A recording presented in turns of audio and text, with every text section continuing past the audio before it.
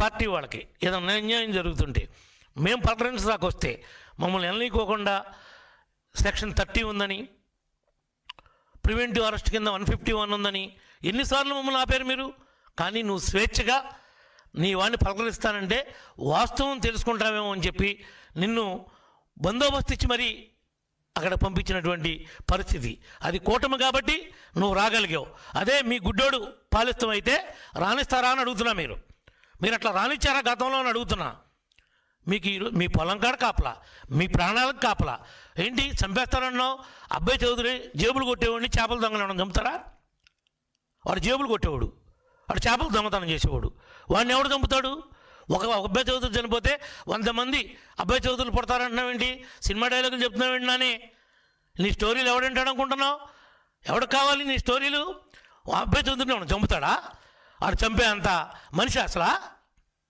వాడు జేబులు కొడతాడు, చేపలు కొడతాడు. వాడిని ఎవడు చంపుతాడు అసలు? నువ్వు లేనిపోయిన మాటలు 1కి 2 3 పుట్టిస్తున్నావేంటి? వాడికి థ్రెట్ ఉందా? వాడికి థ్రెట్ ఉంటే వాడు తిరగలుగుతాడా?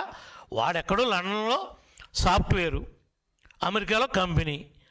వాడు వలస పక్షిలాగా కొల్లేరులో వస్తూ ఉంటాయి.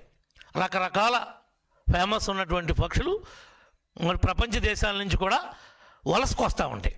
అట్లాగే అబ్బాయి చౌదరి అనేవాడు కూడా దెందులూరుకి వలస పక్షిలాగా సంవత్సరానికి 3-4 సార్లు వస్తాడు.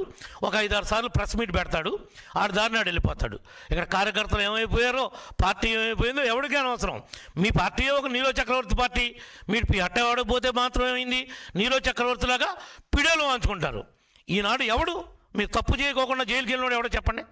ప్రతివాడు దోపిడీ చేసే జైల్లో ఉన్నాడు. ఇవాళ కాకపోతే రేపైనా మీరందరూ వెళ్ళక తప్పదు.